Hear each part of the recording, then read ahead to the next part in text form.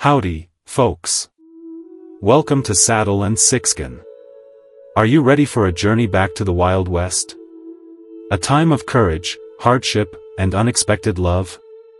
Then you've come to the right place.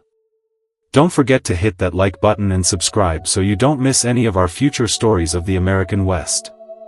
You might want to grab a cup of coffee and set a spell.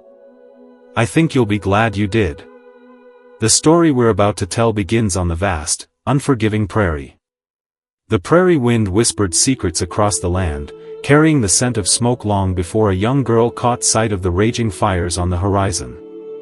She and her little brother had been venturing along the edge of their small settlement, enjoying the vast freedom of the open plains, when the ominous thunder of approaching horses shattered the peace, sounding like a storm rolling across the earth.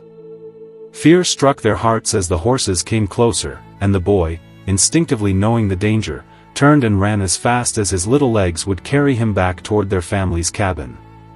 His sister, though burdened by a basket filled with kindling which she had gathered, could not move as quickly and was soon caught in the midst of the chaos unleashed by what seemed to be an approaching war party. What do you think will happen? Suddenly, Comanche warriors emerged from the plains like ghosts, sweeping down upon the settlement with painted faces and piercing war cries that resonated deep within the girl's bones. She remembered little else, only flashes of terror and the chilling sounds that filled the air. The last clear image etched in her memory was the sound of her brother's desperate scream echoing across the plains, and the distinct crack of her father's rifle as it was fired once in defense, before falling into a chilling silence that suggested a tragic defeat. Then darkness fell. When she finally regained consciousness, she found herself bound tightly to the back of a horse, the world swaying precariously beneath her, and the terrifying realization that her life was now irrevocably changed. If you are enjoying the video so far, please like or subscribe to Saddle and Sixskin. She heard the voices of her captors speaking in a language she did not understand, their tones sharp and commanding, and bursts of laughter that cut through the evening air like a cold wind. Her wrists burned from the chafing of the rough rope that bound her, and every jarring step of the horse sent waves of pain through her sore and aching body. She was no longer seen as a beloved daughter or sister, but as a mere prize of war, a possession taken during the brutal raid.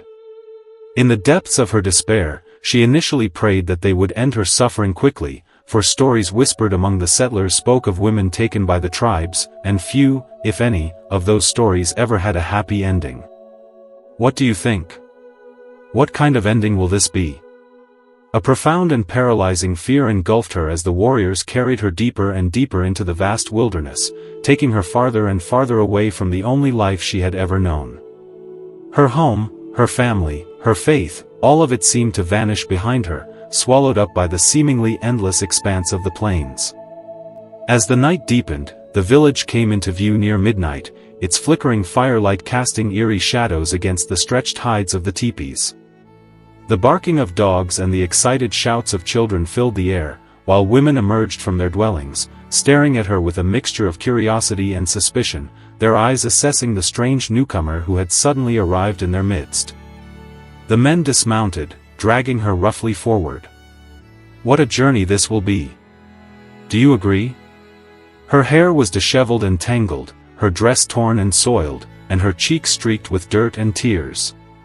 She stumbled, her legs weak and unsteady, but strong hands pushed her upright, forcing her to stand before an elder whose weathered face was etched with the harsh lines of command and experience. Words were exchanged, the tones suggesting a heated argument, and then a decision was finally made, its weight hanging heavy in the air. The elder gestured toward a young man among the warriors, his chest bare and painted with ochre, his eyes as sharp and piercing as obsidian. He could not have been more than 20 years old. It seemed like he could not be any older. Yet the undeniable air of authority in his stance betrayed his youth, his gaze sweeping over her like the edge of a blade, assessing, judging, and claiming her as his own. The elder spoke again, his voice firm and resolute, and the villagers nodded in agreement, their expressions indicating that they accepted his judgment without question. The girl did not understand the language they spoke, but she understood enough to grasp the grim reality of her situation. She was being given to him, offered as a spoil of war, a possession to be claimed and possessed. If you are enjoying the video so far, please like or subscribe to Saddle and Sixskin. The young warrior stepped forward, his movements deliberate and purposeful. His hand gripped her arm, not with overt cruelty, but with an unwavering certainty of ownership, as if to remind her that she no longer had any say in her own destiny. A murmur of approval rippled through the crowd, some laughing and joking, while others watched in silence, their eyes narrowed as they observed the stranger who would now become a part of their people, not by choice, but through the brutal force of circumstance. In what circumstance will the girl find herself next? What do you think? The girl tried to wrench herself free from his grasp, her voice breaking into sobs of despair, but no one listened to her pleas or acknowledged her pain. Her captor pulled her relentlessly toward a teepee situated at the edge of the circle, its entrance casting a dark and foreboding shadow. Inside, furs covered the ground, providing a stark and uncomfortable bed.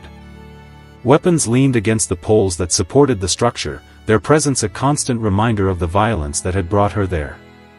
The air smelled strongly of smoke and sage, a strange and unfamiliar scent that added to her disorientation and unease. He released her arm, speaking a short phrase she could not understand. Then he left without explanation, leaving her trembling and alone in the dim firelight. That night, she curled into the corner of the teepee, her body shaking uncontrollably. She could not sleep, for every sound outside made her flinch, her senses on high alert for any sign of danger. Her thoughts were consumed by her family. Had her brother managed to escape and survive? Was her father still alive, or had she lost them all to the savage attack? Tears flowed freely until her eyes ached with exhaustion. Then a fitful, restless sleep finally dragged her into a realm of disturbing dreams, each more terrifying than the last. We have so much more to learn. Will you join me? When morning broke, she was summoned outside. The young warrior stood waiting, his expression unreadable. He placed a piece of bread like food into her hand, then pointed toward the river where other women carried buckets. His meaning was clear. She was to fetch water. She hesitated, unsure if it was a test, a trick, or simply another form of her captivity, but his steady gaze forced her compliance, leaving her no choice but to obey. The days that followed were a blur of fear, confusion, and unrelenting labor. She was given tasks, grinding corn, gathering wood, carrying water. The women watched her with suspicion, correcting her roughly when she erred, sometimes mocking her clumsiness. She wanted to scream, to fight, to run, but the village was surrounded by endless plains with nowhere to hide. Her captor visited her often, though he spoke little. Sometimes he gave her food, sometimes only a look that left her skin crawling. He was not cruel, not in the way she expected, but he was not gentle either. His presence reminded her that her fate was sealed. It is so scary for her. But maybe things will change. On the third night, the village held a feast. Drums pounded, voices lifted in chants, and dancers moved in circles around the fire. The girl was brought forward again, dressed in a deerskin garment that smelled of smoke and new stitching. The elder raised his voice, speaking words of ceremony. The young warrior stood beside her, solemn and proud. It was a wedding. Though she could not understand the vows, she understood their weight. She was no longer a captive alone. She was a wife bound to a man she had never chosen in a tribe she did not know. I think the elder knew what he was doing. Don't you? Her heart sank as the people cheered, the fire blazed higher, the drums echoed like the pounding of her fear. That night, when they returned to the teepee, she braced herself for the worst. But the young warrior did not force her. Instead, he lay down across the furs with his back to her, silent, leaving space between them. It was a strange mercy, one she had not expected, but it did little to ease the terror in her chest. Days turned to weeks. She remained his wife in name, though their bond was nothing but chains and silence. The way I see it, there is hope. She learned fragments of his language, piecing together meaning from gestures and tone. She discovered his name, Tayan. It meant wolf in their tongue. The other women told her, some with grudging respect, others with envy. She learned too that he was not yet a chief but carried the weight of expectation. His father had been a leader, fallen in battle, and the tribe looked to Tayan to follow the same path. Perhaps that was why he had claimed her, proof of his strength, a symbol of his power. Please don't go. Like or subscribe to Saddle and Sixskin so you can watch the next video. Still, the girl could not see him as anything but her captor. Each time he entered the teepee, her stomach knotted with dread. Each word he spoke was a reminder that she no longer belonged to herself. And yet, beneath the fear, a strange spark flickered. She noticed the way he carried himself with discipline, how others obeyed his voice without question. She saw the moments when he spared her from harsher tasks, when he shielded her from ridicule, when his gaze lingered not with cruelty but with something unspoken. Will that spark be enough? But she smothered that spark, burying it beneath anger and grief. For she was the captive bride, taken by force, bound to a man she had not chosen.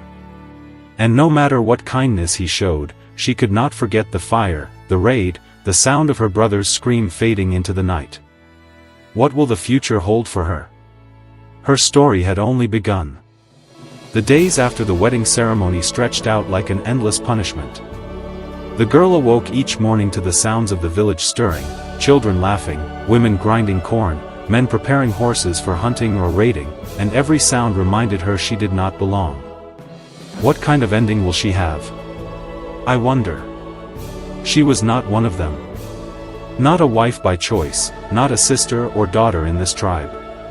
She was something else, a reminder of war, a trophy. Tayan, the young warrior now called her husband, treated her with a distant firmness. He was never cruel in ways she had feared.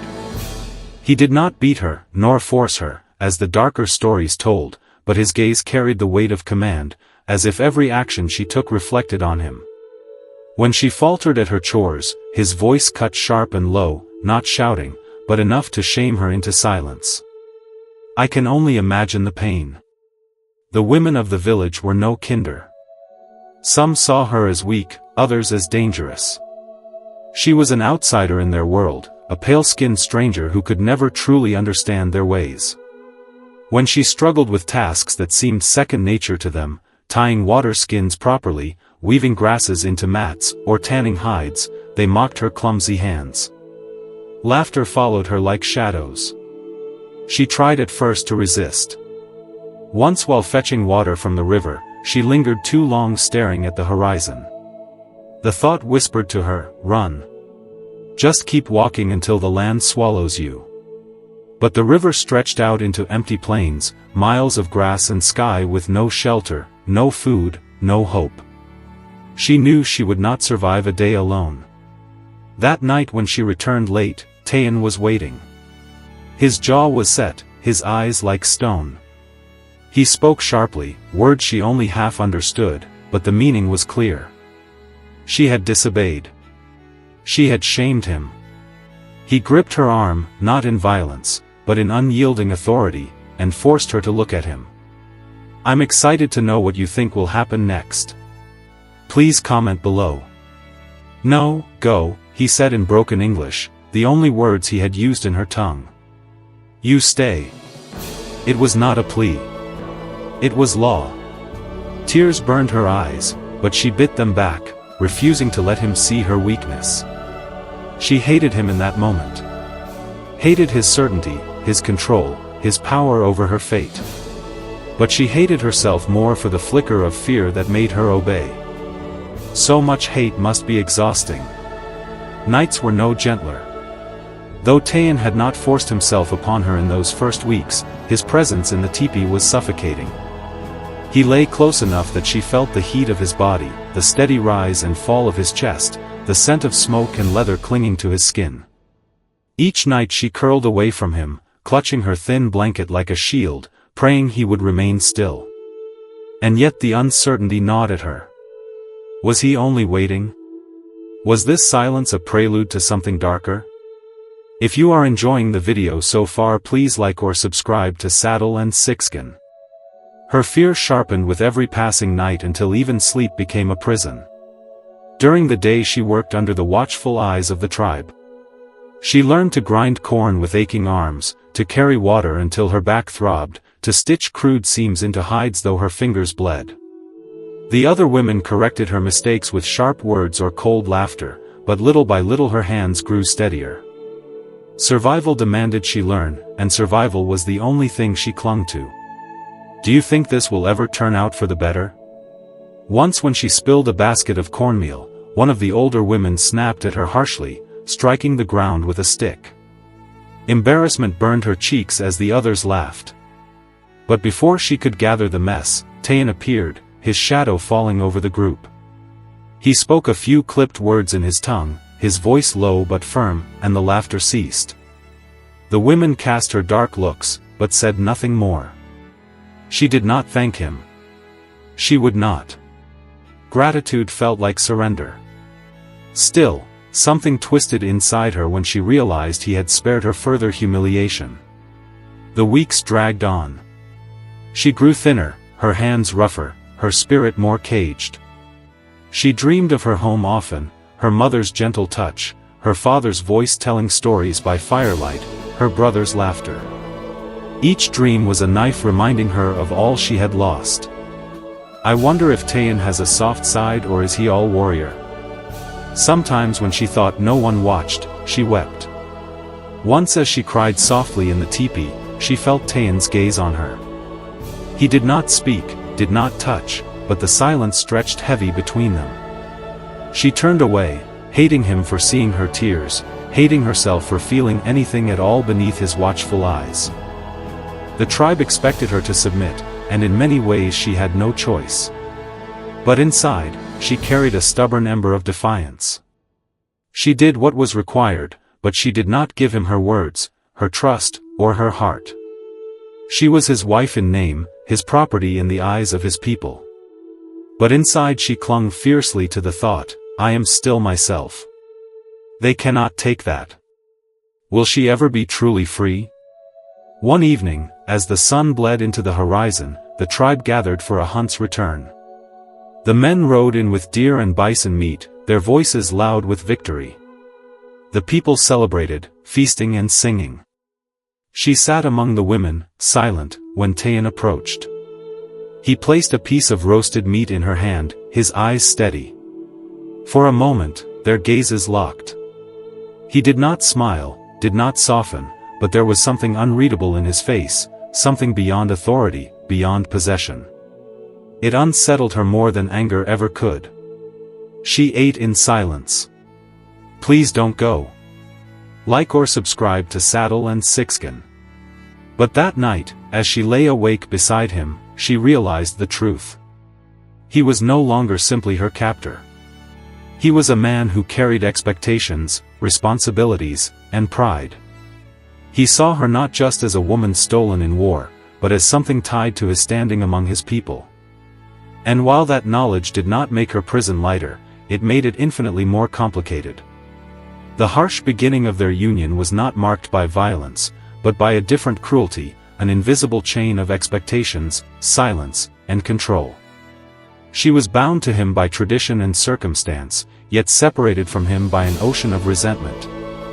And though her heart clung to hatred, though she longed for freedom more than anything, she could not ignore the uneasy truth whispering within her. This beginning was not the end. So much more is to come. Something else was coming, something she did not yet understand, something that frightened her more than captivity itself. The first thaw of spring brought a change to the village. Snow melted into mud, rivers swelled with rushing water, and the air carried the scent of new grass. The people moved camp to follow the herds, and with the shift came a rhythm of labor and survival that drew everyone into its flow, even her. Maybe new life is coming. She had grown stronger since that first fearful month. Her hands, once soft, were callous now. Her back, once fragile, carried water with endurance she never thought possible. Yet no amount of adaptation dulled the truth. She was still an outsider. Whispers followed her in the camp, eyes lingered, and sometimes the children dared to tug her hair and dart away, laughing at the pale stranger in their midst. Taein remained a constant presence. His eyes, dark and unreadable, seemed to notice everything. The way I see it, he has a purpose for her. At first, his watchfulness felt like a cage, but slowly, almost imperceptibly, that gaze shifted. Not just the eyes of a captor, but of a man ensuring her survival in a world that would gladly watch her fail. It began with small acts. One afternoon, as she struggled to split kindling with a dull hatchet, her hands blistering from the effort, she noticed him approach. She braced herself for criticism. Instead, without a word, he took the tool from her hand, set the wood upright, and split it cleanly in 2 swift strokes. Then he placed the hatchet back into her palms, nodding once as if to say, "Now you try." She mimicked his stance, awkwardly at first, until her strike landed true. The wood cracked. A thrill of triumph surged through her, brief and startling. When she glanced up, expecting a smirk or harsh word, she found only the faintest glimmer in his eyes. Approval, quiet and restrained, but unmistakable.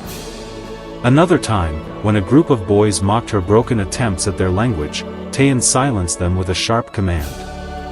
They scattered instantly, casting guilty looks.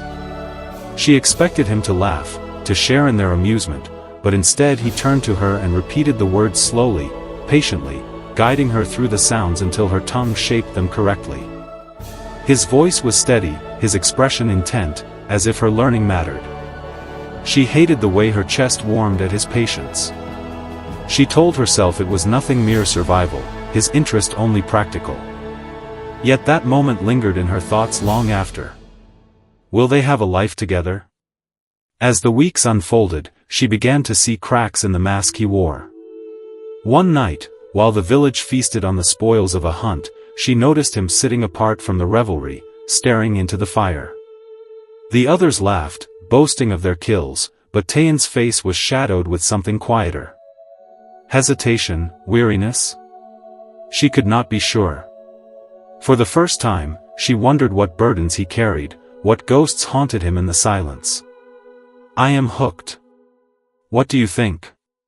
She learned fragments of his story from the women, spoken in hushed tones when they forgot she was listening. His father had been a leader, a warrior of renown, killed in battle years before. His mother had died in childbirth, leaving him with only duty and expectation.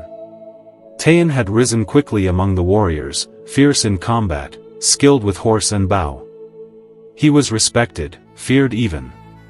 But respect came with weight, and now the tribe looked to him for strength he could never falter in showing. Will they both find comfort?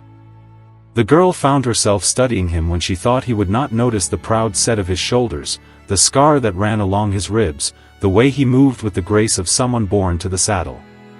He was nothing like the boys she had known in her settlement. Rough-handed farmers, awkward and untested. He was fire and iron, shaped by a world she barely understood. And yet, in rare moments, she caught glimpses of something softer. One evening, she watched him toss scraps of meat to the village dogs, laughing low as the pups tumbled over one another. "I can't wait for the next video. Will you join me?" It was the first time she had ever heard him laugh, a sound deep and startling like a stone rolling through water. She looked away quickly, angry at herself for noticing. Another morning, when she cut her hand on a flint shard, he took her palm without hesitation. She tried to pull back, but his grip was steady as he cleaned the wound with water, then pressed a strip of hide into place. His touch was careful. His brow furrowed with concentration. She expected roughness, but instead found a gentleness she did not know he possessed. "Good," he said when he finished, the word awkward in his broken English. His eyes held hers for a heartbeat too long before he released her hand. That night, she could not sleep. "I believe this will be a great love story. What do you think?" The memory of his fingers on hers burned hotter than the campfire outside. She hated the confusion swirling inside her, fear tangled with something she dared not name. It became harder to see him only as her captor. And yet she fought the thought. Every time she caught herself softening, she remembered the raid, the smoke, her brother's scream. She reminded herself that this life had been forced upon her, that she had never chosen him. I hope she can get past this. But her heart, stubborn traitor that it was, began to whisper what her mind refused, that he was more than chains. One day, while gathering wood near the river, a sudden storm swept over the plains. Rain lashed down, soaking her dress, and the wind tore branches from the trees. She stumbled, nearly dropping her bundle, when Tayan appeared on horseback. Rain streaming down his shoulders. Without a word, he swung down, took her hand, and pulled her onto the horse behind him. I see it starting to come together. She clung to him as the animal galloped through mud and water, his body solid against hers, his arm firm around her waist.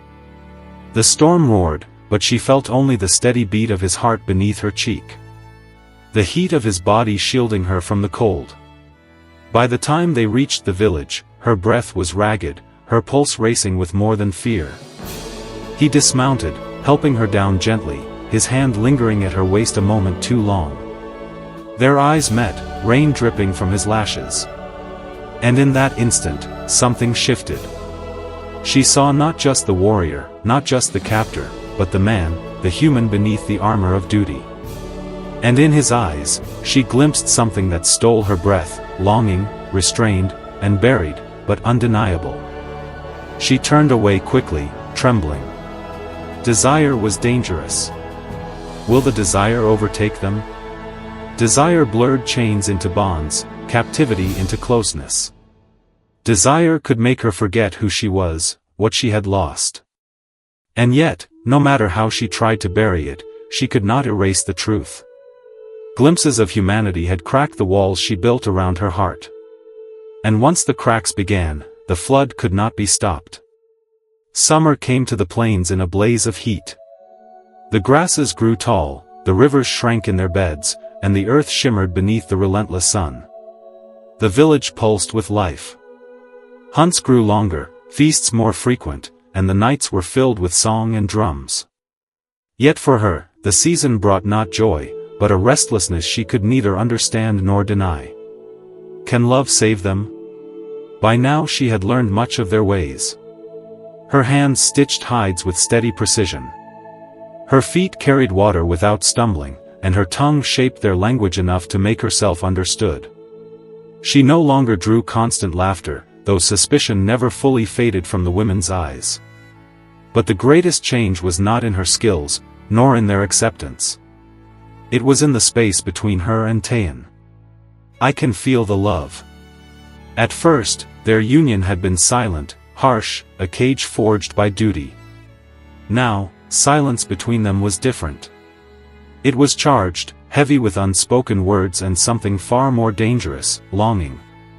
She felt it in the way his eyes lingered on her when he thought she wasn't looking. In the way his voice softened when he spoke her name.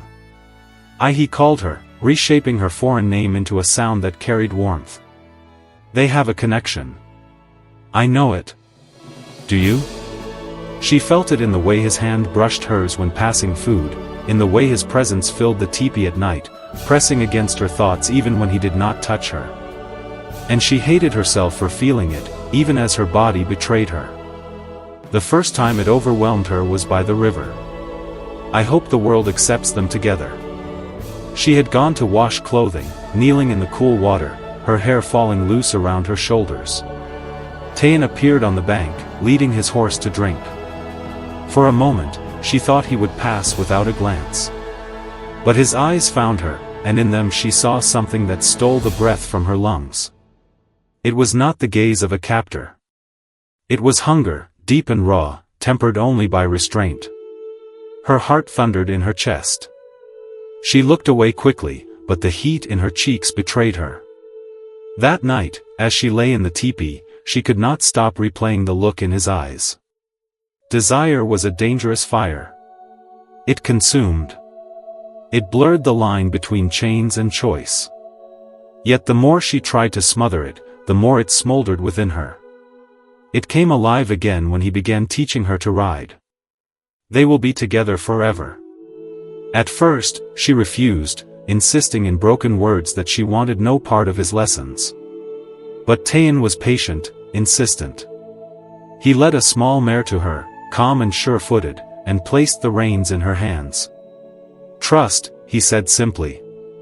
Her hands trembled, but his presence steadied her. When she hesitated to mount, he lifted her effortlessly, his hands firm at her waist. She gasped at the sudden closeness, her body brushing his, and for a fleeting heartbeat, she felt safe, more than safe. She felt wanted. He mounted behind her, guiding her hands on the reins, his breath warm against her ear. The horse moved beneath them, swaying with rhythm, and every step sent a shiver through her. "I can only imagine the passion. Can't you?" She wanted to hate it, wanted to call it another form of control. But instead, her body leaned back into him, her heart racing with a desire she could no longer deny. When the lesson ended, she slid from the horse too quickly, stumbling away with flushed cheeks. Tayan said nothing, only watched her with eyes that held both fire and restraint. That night, sleep eluded her. Every time she closed her eyes, she felt again the weight of his hands on her waist, the heat of his chest against her back. She turned restlessly, hating herself, hating him, hating the treacherous part of her heart that whispered, what if it was not only duty? What if it was something more? The storm broke weeks later. Please check out some of my other videos. It was a feast night. The tribes celebrating a successful raid. The fire burned high, drums thundered, and men boasted of their victories. She sat apart as always, her eyes drawn unwillingly to Tayan. He stood tall among the warriors, his face painted, his body alive with pride. He was the center of every gaze. Yet when his eyes met hers across the fire, the world fell away. Something passed between them then, unspoken, undeniable.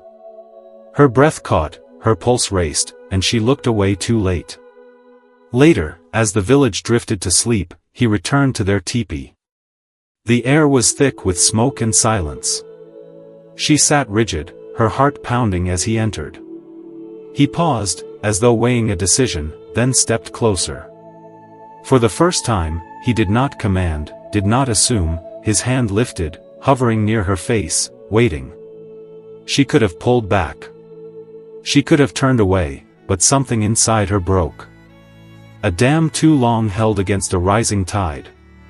Slowly, trembling, she let his touch graze her cheek. The contact was electric, setting her skin aflame. "Are you as excited as I am?"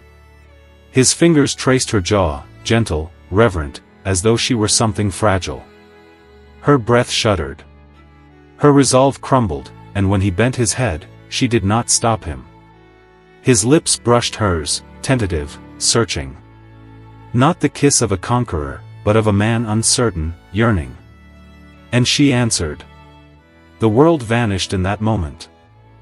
Fear, grief, resentment, all blurred into the heat of his mouth, the strength of his arms, the fire that roared to life between them. She had sworn she would never yield, never want. Yet here she was, burning with desire for the very man she had once prayed to escape. When they parted, breathless, he rested his forehead against hers. He whispered, her name trembling in the air like a vow. Can love really conquer all? Tears stung her eyes, not of fear, but of confusion. She had lost everything, been bound against her will, and yet her heart betrayed her.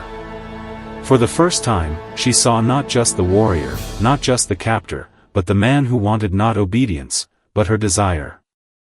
What will the morning bring?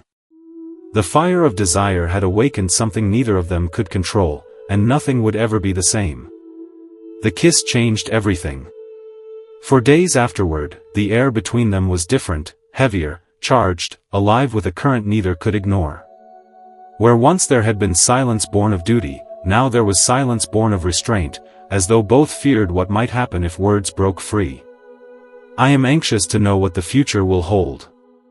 She avoided his eyes, yet found herself seeking them when she thought he wasn't looking. He moved with his usual pride and discipline, but she saw the tension in his shoulders, the way his hand sometimes lingered near hers, uncertain whether to reach or withdraw. The village noticed. They always did. Whispers trailed behind her when she carried water, and the older women cast sharp, assessing looks. To them, desire between husband and wife was no scandal. It was expected, but she was still the outsider, the pale stranger. Some muttered that she had bewitched him, that Tayan's pride was softening in ways dangerous for a man destined to lead. For her part, she felt trapped in a war within herself. Each time he brushed against her in passing, a tremor ran through her body. If you are enjoying the video so far, please like or subscribe to Saddle and Sixskin. Each time his eyes softened, her chest ached with confusion. She still remembered the raid, the fire, the scream of her brother. She still burned with the injustice of being taken, of never having chosen this path. And yet, in the quiet of night, when his breath stirred the space between them, she longed for the warmth of his arms. How can she choose? The conflict tormented her until one night it spilled into words. They sat by the river, the camp quiet behind them, the stars bright overhead. Tayan had brought her there, away from prying eyes, his expression solemn. "You hate me," he said in halting English. It was not a question, but a truth spoken aloud. Her throat tightened. She wanted to deny it to ease the weight in his voice, but honesty forced itself free. "I did," she whispered. I don't know. I hope this ends well. Don't you?" His eyes searched hers, dark and unflinching. "Not choice," he said. "I know." He placed a hand against his chest. "But heart, I want." The word struck her like a blow. He was not asking for obedience. He was not demanding submission.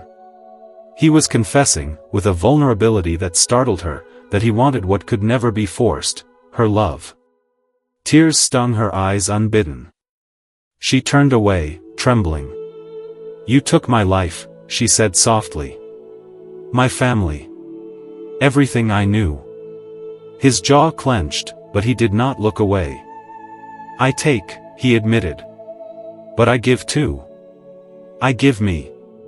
The simplicity of his words, their raw honesty, undid her. Please don't go. Like or subscribe to Saddle and Sixskin so you can watch the next video. She wept then openly, and for the first time he reached not as a captor, but as a man offering solace. His arms closed around her, holding her steady as her grief poured out, and when her tears subsided, when she leaned against him, exhausted, she realized she was no longer afraid. That night, their bond changed.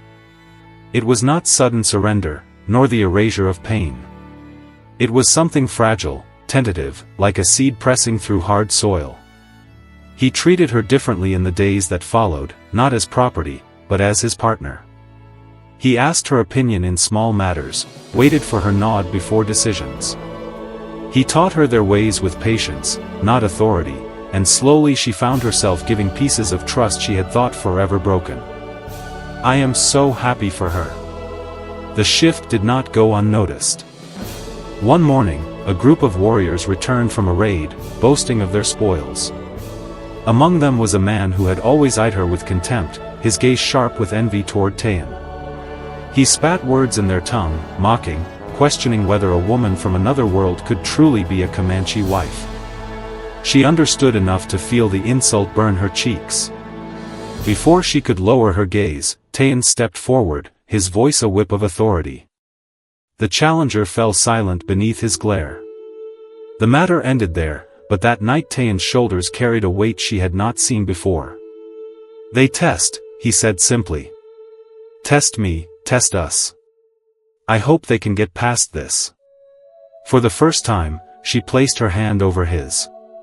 Then let them, she whispered. We are strong enough. The word surprised her as much as him. But they were true. Somehow, against all odds, she no longer saw herself only as captive. She was part of him and he of her. Seasons turned. They had become one. Don't you agree? She learned their songs, their dances, their ways of honoring the hunt and the spirits of the land. She laughed with the children, stitched alongside the women, rode horses across the plains with hair flying in the wind. And always Tayin was there, sometimes watching with quiet pride, sometimes riding beside her, sometimes holding her in the privacy of their teepee, where desire no longer frightened her but bound them closer. Love did not erase the past. I am excited to see what is next for them. Are you? It did not bring back her family or the life she had lost, but it gave her something new. A bond forged not by force, but by choice, slowly grown from ashes. One evening, as the sun sank in a blaze of red across the horizon, she sat beside Tayin on a rise overlooking the endless plains. His hand found hers, rough and warm, their fingers intertwining with ease. They are free. You are mine, he said softly, not with the voice of a conqueror, but with the reverence of a vow. She turned to him, meeting his gaze. For the first time, she did not flinch, did not resist. And you are mine. The words were quiet, but they carried the weight of truth. I believe in this great love. What do you think? The girl who had once been dragged into the village, a trembling captive, was gone. In her place stood a woman who had endured loss, faced fear, and found something unexpected in the heart of the man she once despised. A different kind of bond had been born between them, fragile, imperfect, but real. It was not the bond of chains, but of hearts. And though the world might still test them, though shadows of the past would never fully fade, they would face it together, side by side. What do you think of this great love? Thank you for joining us on Saddle and Sixskin. Don't forget to like and subscribe for more stories of the Old West.